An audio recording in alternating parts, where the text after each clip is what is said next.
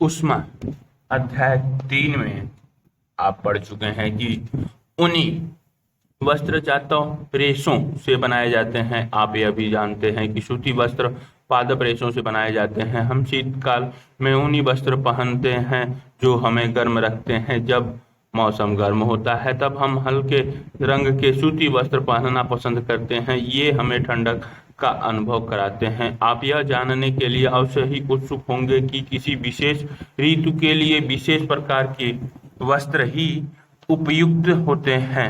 क्यों उपयुक्त होते हैं? शीतकाल में हम घर के अंदर ठंड का अनुभव करते हैं। यदि आप बाहर धूप में आ जाएं तो गर्मी का अनुभव करते हैं। ग्रीष्म काल में तो आप घर के अंदर भी गर्मी का अनुभव करते हैं। हम यह कैसे जान पाते हैं कि कोई वस्तु गर्म है अथवा ठंडी? हम कैसे पता लगाते हैं कि कोई वस्तु कितनी गर्म अथवा कितनी ठंडी है? इस अध्याय में हम इस प्रकार के कुछ प्रश्नों के उत्तर जानने का प्रयास करेंगे। गर्म तथा ठंडा। आपने अपने दैनिक जीवन में हम अनेक वस्तुओं के संपर्क में आते हैं। इनमें से कुछ गर्म है और कुछ ठंडी। चाय गर्म तथा बर्फ ठंडी होती है। सारणी 4.1 में सामान्य उपयोगी वस्तुओं की सूची दी गई है। इस सूची में कुछ और नाम जोड़िए। इन वस्तुओं को गर्म या ठंडी के रूप में चिन्हित कीजिए। हम देखते हैं कि कुछ वस्तुएं ठंडी हैं जबकि कुछ गर्म हैं। आप यह भी जानते हैं कि कुछ वस्तुएं दूसरी। आपको परामर्श दिया जाता है कि बहुत अधिक गर्म वस्तुओं को न छुएं। मोमबत्ती की ज्वाला अथवा स्टोव छूते समय सतर्क रहें। सारणी 4.1 गर्म तथा ठंडी वस्तुएं। वस्तु ठंडा शीतल गुनगुना गर्म आइसक्रीम ठंडा। चाय के प्याले में रखी चम्मच। फलों का रस तलने के लिए उपयुक्त किसी बर्तन की हथी वस्तुओं की अपेक्षा अधिक गर्म होती है जबकि कुछ वस्तुएं दूसरे की अपेक्षा अधिक ठंडी होती हैं। हम कैसे ज्ञात करते हैं कि कोई वस्तु दूसरी वस्तु की अपेक्षा अधिक गर्म है? प्रायः हम इसका पता वस्तुओं को स्पर्श करके लगाते हैं, परंतु क्या हमारी स्पर्श इंद्रिय विश्वसनीय है? आइए हम ज्ञात करते हैं। क्रियाकलाप 4.1 तीन पात्र में पानी के ताप का अनुभव करना। तीन पात्र अथवा बर्तन लीजिए, इन पर ABC नामांकित कीजिए। चित्र 4.1 में पात्र ए में ठंडा पानी तथा पात्र बी में गर्म पानी। कुछ ठंडा और कुछ गर्म पानी मिलाकर पात्र सी में डालिए। अब अपने बाएं हाथ यानी बाम हाथ को पात्र ए में तथा दाहिने दक्षिण हाथ को पात्र बी में डालिए। दोनों हाथों को 2 से 3 मिनट तक पात्र में डूबे रहने दीजिए। अब दोनों हाथों को एक साथ पात्र सी में डुबोइए। चित्र 4.1 क्या दोनों हाथों को एक जैसा अनुभव होता है? सुनिश्चित कीजिए कि पानी इतना गर्म न हो कि आपका हाथ जल जाए। बुझो कहता है कि मेरा बायां हाथ कहता है कि मगसी में पानी गर्म है तथा दाहिना हाथ उसी पानी को ठंडा बताता है। मैं क्या निष्कर्ष निकालूं? बुझो की उलझन यह दर्शाती है कि यह निश्चय करने के लिए कि कोई वस्तु गर्म है या ठंडी हम अपनी स्पर्श इंद्री पर विश्वास नहीं कर सकते। यह हमें कभी भी धोखा दे सकती है। तब हम यह कैसे ज्ञात करते हैं कि कोई वस्तु वास्तव में कितनी गर्म है? किसी वस्तु की उष्णता गर्मी की विश्वसनीय माप उसके ताप से की जाती है। ताप मापने के लिए उपयोग की जाने वाली युक्ति को तापमापी थर्मामीटर कहते हैं। तापमापन जब क्या आपने कोई तापमापी देखा है? याद कीजिए कि जब कभी आपको या आपके परिवार में किसी को बुखार चढ़ता था तो टेम्परेचर ताप को थर्मामीटर तापमापी से मापा गया था। जिस तापमापी से हम अपने शरीर के ताप को मापते हैं उसे डॉक्टरी थर्मामीटर कहते हैं। किसी थर्मामीटर को अपने हाथ में पकड़िए तथा इसका ध्यानपूर्वक परीक्षण कीजिए। यदि आपके पास थर्मामीटर नहीं है तो अपने मित्र के साथ सम्मिलित हो जाइए। डॉक्टरी थर्मामीटर चित्र 4.2 में दर्शाए अनुसार दिखाई देता है। 2 में दिखाई गई है। डॉक्टरी थर्मामीटर में एक लंबी बारी तथा एक समान व्यास की कांच की नली होती है। इसके एक सिरे पर एक बल्ब होता है।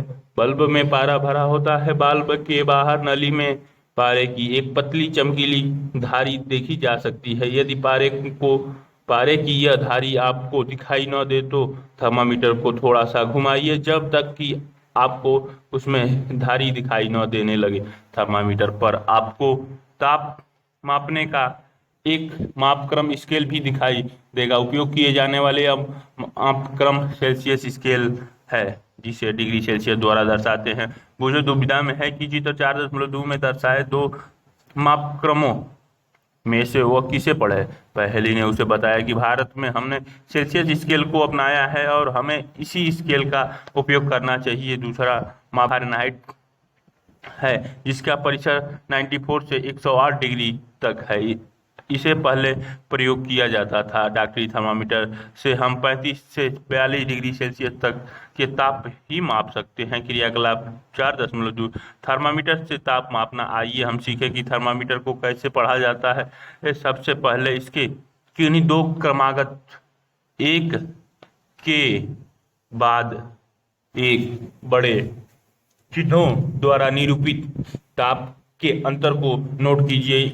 इन दोनों चिन्हों के बीच भागों की संख्या छोटे चिन्हों द्वारा दर्शाए गए हैं कि नोट कीजिए। मान लीजिए दो बड़े चिन्हों के बीच 1 डिग्री का अंतर है तथा इन चिन्हों के बीच 5 भाग हैं, तब एक छोटे भाग का मान 1/5 डिग्री सेल्सियस अर्थात 0.2 होगा।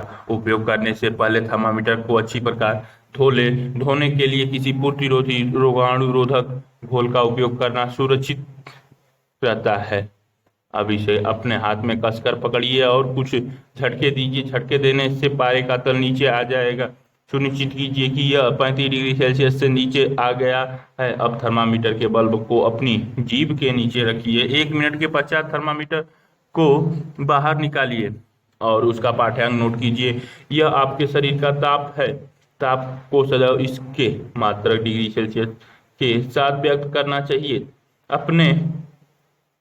अपने शरीर का ताप कितना नोट किया। मानव शरीर का सामान्य ताप 37 डिग्री सेल्सियस है। ध्यान दीजिए कि ताप को इसके मात्रक के साथ व्यक्त किया गया है। पहली ने अपने शरीर का ताप मापा। वह चिंतित हो गई क्योंकि वह ठीक 37 डिग्री सेल्सियस नहीं था। आइए पहली को विश्वास दिलाएं कि उसके साथ कोई समस्या नहीं है। क्रियाकलाप 4.3 डॉक्टरी थर्मामीटर की सहायता से आपने कुछ मित्रों कम से कम 10 के शरीर का ताप मापिए। अपने परीक्षणों को सारणी 4.2 में अंकित कीजिए। डॉक्टरी थर्मामीटर उपयोग करने के लिए आवश्यक सावधानी। थर्मामीटर को उपयोग से पहले और उपयोग के पश्चात धोना चाहिए। धोने के लिए किसी प्रतिरोधी एंटीसेप्टिक घोल का उपयोग अच्छा रहता है। सुनिश्चित कीजिए कि उपयोग से पहले पारे का तल 35 डिग्री सेल्सियस से नीचे हो। थर्मामीटर को पढ़ते समय पारे का तल दृष्टि रेखा के सीधे में होना चाहिए। चित्र 4.3 थर्मामीटर का सावधानी पूर्वक उपयोग कीजिए। किसी कठोर वस्तु से टकराने पर यह टूट सकता है। थर्मामीटर का उपयोग करते समय इसे बल्ब से नहीं पकड़ना चाहिए। डॉक्टरी थर्मामीटर को पढ़ने की सही विधि।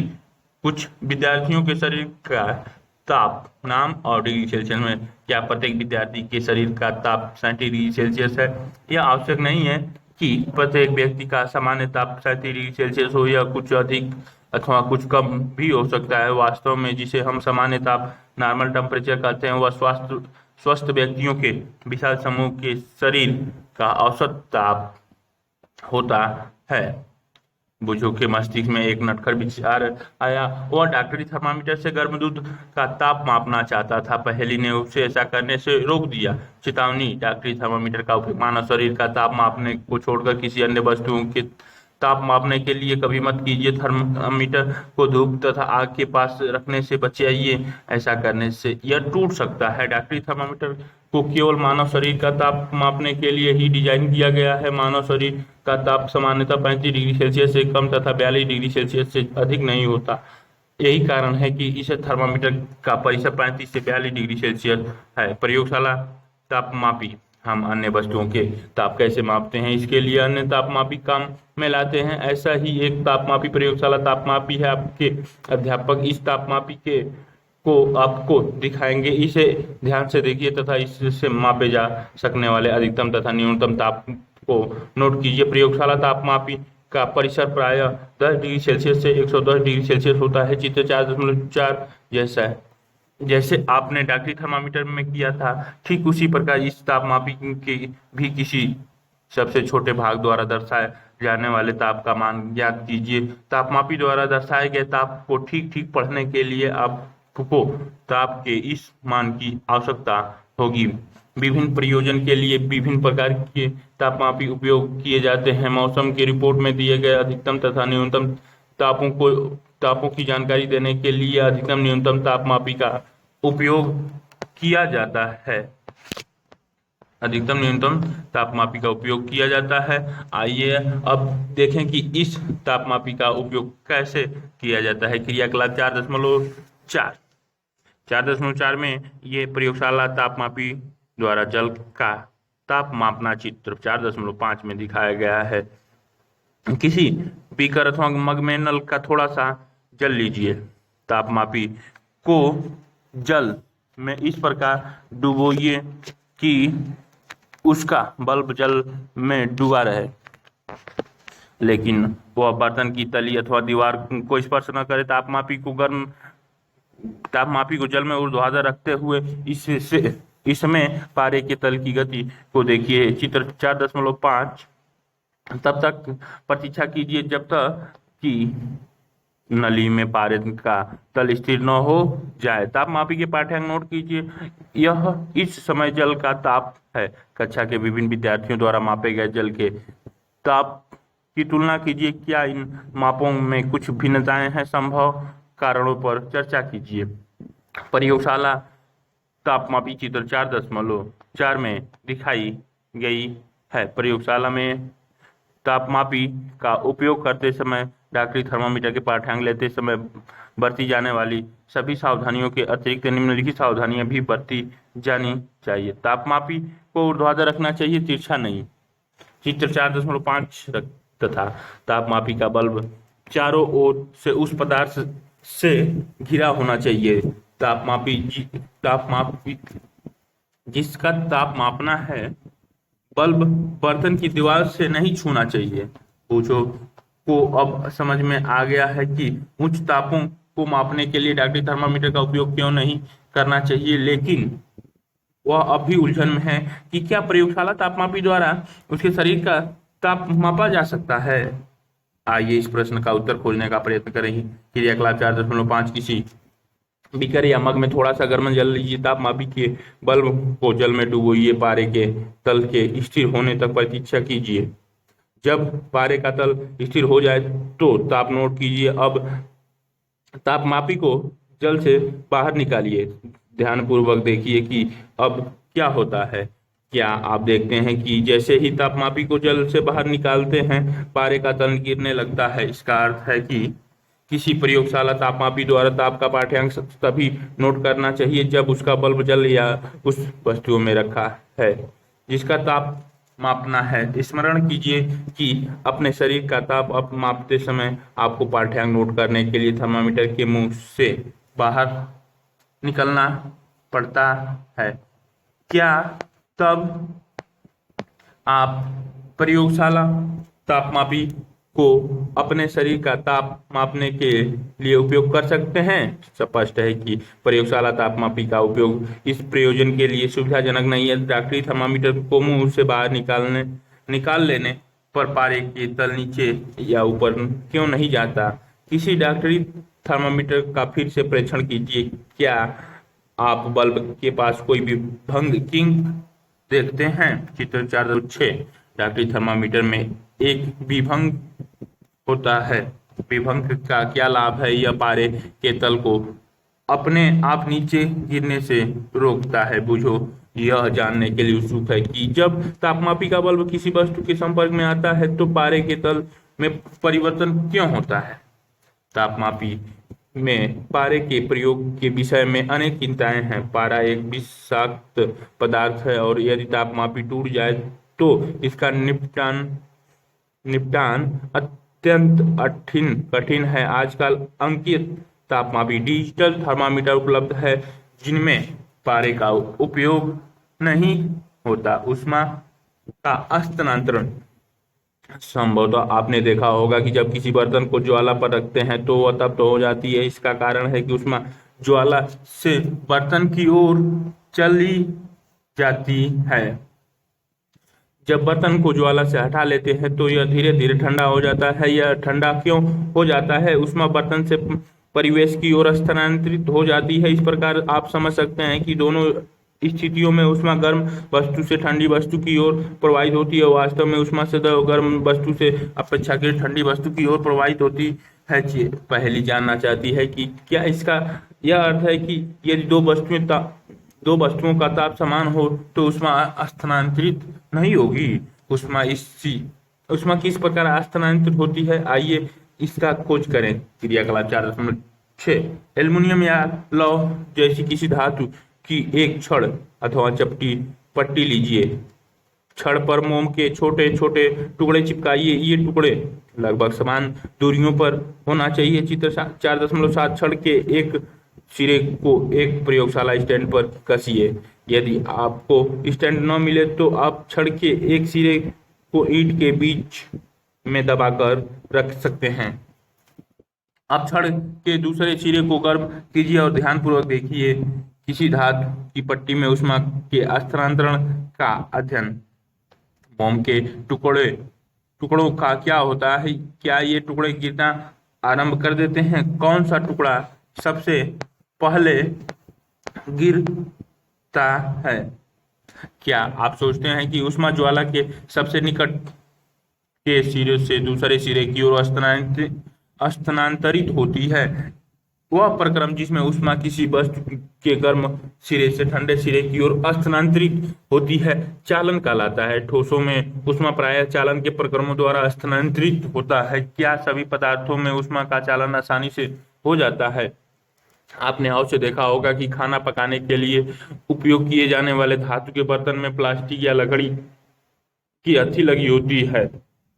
क्या आप किसी तप्त बर्तन को हथी से पकड़कर बिना हाथ जलाए उठा सकते हैं? क्रियाकलाप 4.7 किसी छोटे बर्तन या बीकर में गर्म पानी लीजिए। कुछ वस्तुएं जैसे इस्पात, स्टील की चम्मच, प्लास्टिक का स्केल, पेंसिल तथा विभाजनी डिवाइडर एकत्र कीजिए। इन सभी वस्तुओं के एक सिरे को गर्म पानी में डुबोइए। चित्र 4.8 कुछ देर प्रतीक्षा करने के पश्चात दूसरे सिरे को छूकर देखिए। अपने परीक्षणों का सारणी 4.3 में लिखिए। सारणी 4.3 वस्तु पदार्थ जिस वस्तु की बनी है, क्या दूसरा सिरा गर्म होता है, हाँ या नहीं? स्टील की चम्मच धातु दूसरा सिरा गर्म होता है, इसके लिए यस। दो, जो पदार्थ अपने से होकर ऊष्मा को आसानी से जाने देते हैं उन्हें ऊष्मा का चालक कहते हैं। इनके उदाहरण एल्युमिनियम, आयरन, लोहा तथा कॉपर, तांबा। जो पदार्थ अपने से होकर ऊष्मा को आसानी से नहीं जाने देते उन्हें ऊष्मा का कुचालक कहते हैं। ये ऊष्मा के कुचालक विभिन्न पदार्थों में ऊष्मा का चालन होता है, चित्र में दिखाए गए हैं। जैसे प्लास्टिक तथा लकड़ी कुचालकों को ऊष्मारोधी भी कहते हैं। जल तथा वायु ऊष्मा के कुचालक हैं। तब इन पदार्थों में ऊष्मा स्थानांतरण कैसे होता है, आइए पता लगाएं। क्रियाकलाप 4.8 गोल पेद की फ्लक्स लीजिए। यदि फ्लक्स उपलब्ध न हो तो बीकर लिया जा सकता है। इसे जल से 2/3 भाग भरिए। इसको किसी तिपाई पर रखिए अथवा फ्लक्स को रखने का कोई ऐसा प्रबंध कीजिए जिससे कि आप इसके नीचे एक मोमबत्ती रखकर इसे गर्म कर सकें। फ्लक्स में जल के स्थिर होने की प्रतीक्षा कीजिए। एक स्ट्रा की सहायता से फ्लक्स के पेदों पर पोटेशियम परमैंगनेट का एक क्रिस्टल धीरे से रखिए। अब क्रिस्टल के ठीक नीचे मोमबत्ती जलाकर जल को गर्म कीजिए। अब लिखिए तथा जो कुछ आप देख रहे हैं उसका चित्र भी बनाइए। चित्र 4.9 जब जल को गर्म करते हैं तो ज्वाला के पास का जल गर्म हो जाता है। गर्म जल ऊपर उठता है। इस गर्म जल के आसपास का ठंडा जल उसका स्थान लेने के लिए आ जाता है। फिर यह जल भी गर्म होकर ऊपर उठता है। तथा आसपास से जल फिर इसके स्थान पर आ जाता है। यह प्रक्रिया तब तक चलती रहती है जब तक कि सारा जल गर्म न हो जाए। ऊष्मा स्थानांतरण के इस विधि को समोहन कहते हैं। ये जल में ऊष्मा का समोहन चित्र 4.9 में दिखाया। वायु में ऊष्मा का स्थानांतरण किस प्रकार होता है? धुआं किस दिशा में जाता है? ऊष्मा स्रोत के पास की वायु गर्म होकर ऊपर उड़ जाती है, इस प्रकार यह वायु भी गर्म हो जाती है और यह प्रक्रिया चलती रहती है। क्रियाकलाप 4.9 द्वारा आप इस विचार की पुष्टि कर सकते हैं। क्रियाकलाप 4.9, एक मोमबत्ती जलाइए, अपने एक हाथ को ज्वाला के ऊपर तथा दूसरे हाथ को ज्वाला के पार्श्व में रखिए। चित्र 4.10, क्या आपके दोनों हाथ गर्मी समान गर्मी का अनुभव करते हैं? यदि नहीं तो कौन सा हाथ अधिक गर्म अनुभव करता है? ऐसा क्यों? वायु में ऊष्मा का स्थानांतरण समोहन द्वारा होता है। सावधान, अपने हाथों को ज्वाला से सुरक्षित दूरी पर रखिए जिससे कि वे जले नहीं। ध्यान दीजिए, ऊपर की ओर की वायु समोहन द्वारा गर्म होती है, इसलिए ज्वाला से ऊपर का हाथ गर्मी अनुभव करता है, तथापि पार्श्व की वायु समोहन द्वारा गर्म नहीं हो पाती, इसलिए यह वायु लौ के ऊपर की वायु जैसी गर्म नहीं लगती। तटीय क्षेत्रों में रहने वाले लोग एक मनोरंजक परिघटना का अनुभव करते हैं। दिन के समय स्थल धरती या थल जल की अपेक्षा शीघ्र गर्म होता है। स्थल के ऊपर की वायु गर्म होकर ऊपर उठती है। इसका स्थान लेने के लिए समुद्र की ओर से ठंडी वायु स्थल की ओर बहती है। चक्र को पूरा करने के लिए स्थल की ओर से गर्म वायु समुद्र की ओर बह जाती है। चित्र 4.11, समुद्र की ओर से आने वाली वायु को समुद्र समीर कहते हैं। समुद्र समीर की ठंडी वायु का लगभग उठाने के लिए तटीय क्षेत्रों के भवनों में खिड़कियां समुद्र की ओर बनाई जाती है। रात्रि में यह प्रक्रम ठीक विपरीत हो जाता है। समुद्र का जल स्थल की अपेक्षा धीमी गति से ठंडा होता है, इसीलिए स्थल की ओर से ठंडी वायु समुद्र की ओर बहती है। थल समीर में दिखाए गए थल से समुद्र की ओर ऊष्मा जाती हुई, ये ठंड और गर्म से ठंडी की तरफ और ठंडी से गर्मी की तरफ जाती हुई, इसी तरह से समुद्र समीर में समुद्र से घर की तरफ आती है। दिन के समय में ये ठंडा रहता है दिन के समय में, और रात के समय में गर्म। ये दिन में तो समुद्र ठंडा और थल वाला गर्म हो जाता है, इसी तरह रात के समय में समुद्र वाला गर्म और थल वाला ठंडा। समुद्र समीर तथा थल समीर, यह थल समीर कहलाती है। चित्र 4.11 इस परिघटना को दर्शाता है। जब हम धूप में खड़े होते हैं तो हम गर्माहट अनुभव करते हैं। सूर्य से हम तक ऊष्मा कैसे पहुंचती है? यह चालन अथवा समोहन द्वारा हम तक नहीं पहुंच सकती, क्योंकि इन दोनों प्रक्रमों में ऊष्मा स्थानांतरण के लिए माध्यम आवश्यक है। चूंकि पृथ्वी तथा सूर्य के बीच अधिकांश स्थानों में कोई माध्यम जैसे वायु नहीं है, अतः सूर्य से हम तक ऊष्मा एक अन्य प्रक्रम द्वारा आती है जिसे विकिरण कहते हैं। विकिरण द्वारा ऊष्मा के स्थानांतरण में किसी माध्यम जैसे वायु अथवा जल की आवश्यकता नहीं होती है। माध्यम विद्यमान हो या न हो,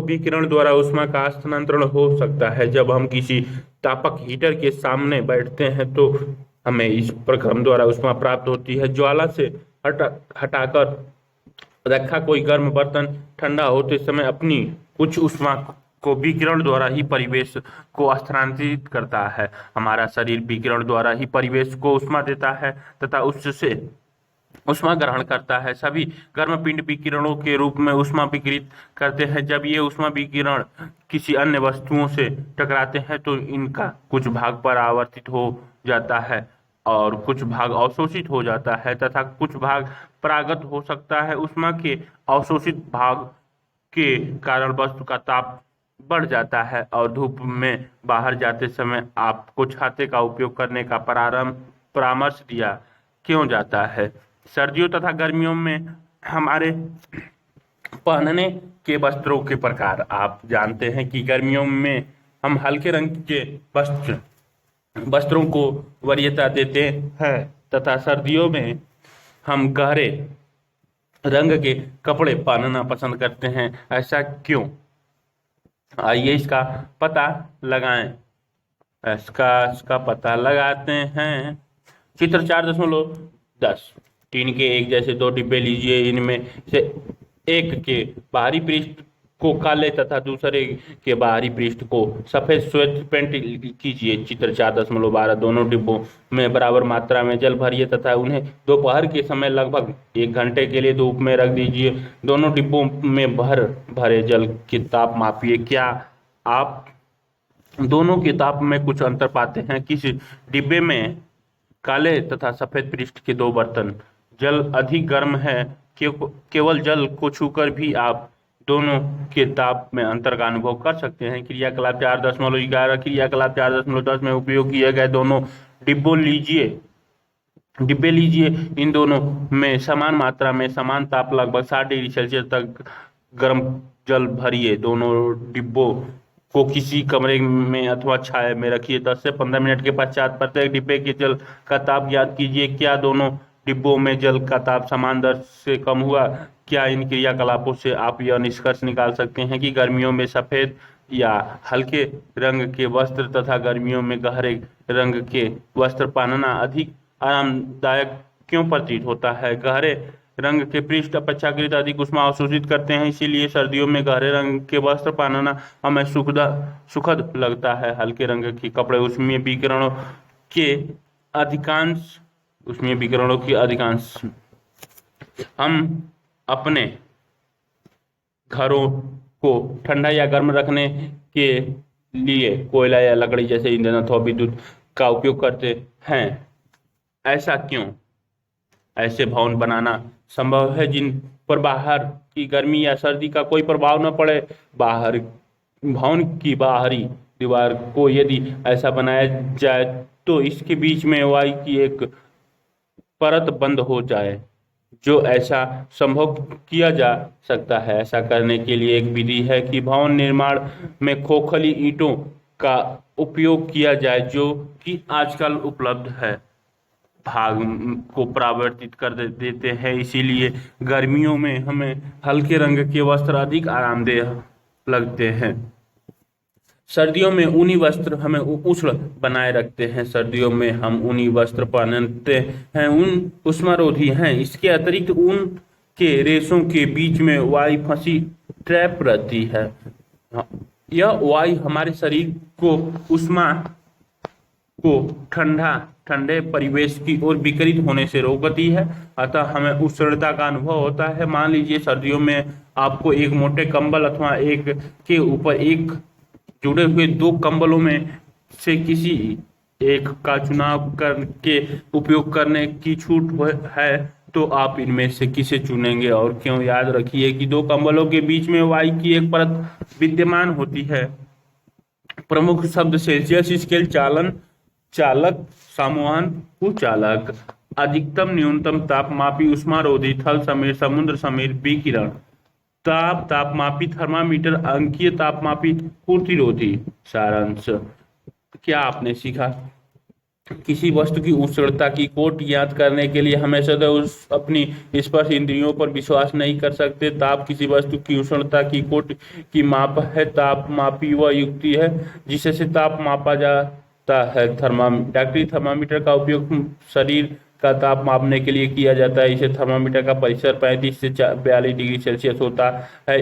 अन्य प्रयोजन के लिए हम प्रयोगशाला तापमापी का उपयोग करते हैं। इन तापमापियों का परिसर प्रायः -10 डिग्री सेल्सियस से 110 डिग्री सेल्सियस होता है। मानव शरीर का सामान्य ताप 37 डिग्री सेल्सियस होता है। उष्मा उच्च ताप के पिंडों से निम्न ताप के पिंडों की ओर स्थानांतरित होती है। एक वस्तु से दूसरे वस्तु में उष्मा 3 प्रक्रमों द्वारा स्थानांतरित हो सकती है। ये है चालन, संवहन और विकिरण। ठोसों में प्रायः उष्मा चालन द्वारा स्थानांतरित होती है। द्रव और गैसों में उष्मा संवहन द्वारा स्थानांतरित होती है। विकिरण द्वारा उष्मा के हस्तांतरण के लिए किसी माध्यम की आवश्यकता नहीं होती है। जो पदार्थ अपने से होकर ऊष्मा को आसानी से प्रवाहित होने देते हैं, उन्हें ऊष्मा चालक कहते हैं। गहरे रंग की वस्तुएं हल्के रंग के वस्तुओं की अपेक्षा ऊष्मीय विकिरणों की अच्छी अवशोषक होती हैं। यही कारण है कि हम गर्मियों में हल्के रंग के वस्त्रों में अधिक आराम का अनुभव करते हैं, सर्दियों में ऊनी वस्त्र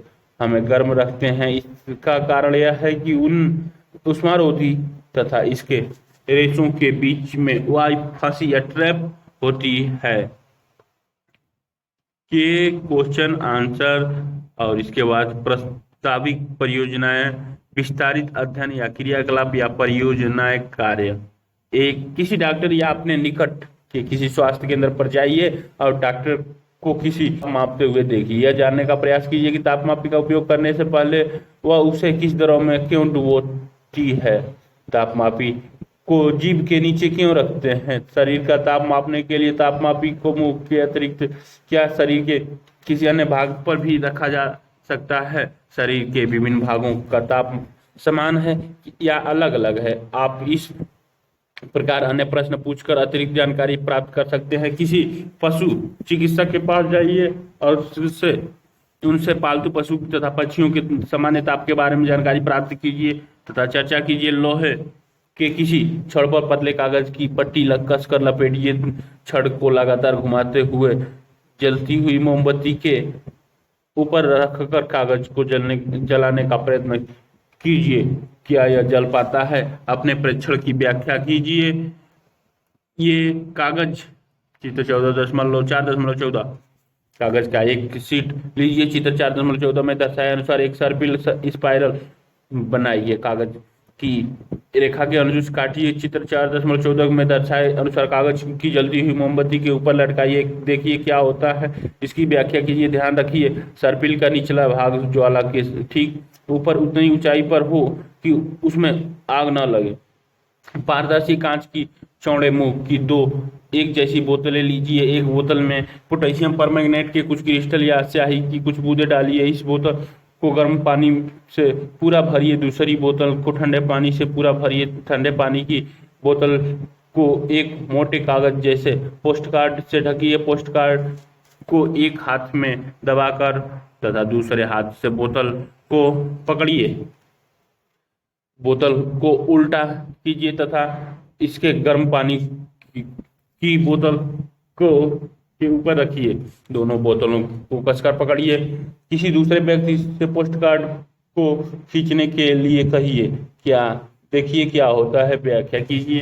क्या आप जानते हैं सेल्सियस स्केल की अभिकल्पना स्वीडन के खगोलीय शास्त्री एडर्स सेल्सियस ने 1742 में की थी। अनोखी बात यह थी कि उन्होंने जल का क्वथनांक, उबलने का ताप 0 डिग्री सेल्सियस तथा हिमांक जमने का ताप 100 डिग्री सेल्सियस निर्धारित किया। तथापि इस प्रक्रम की बहुत शीघ्र ही उलट दिया गया।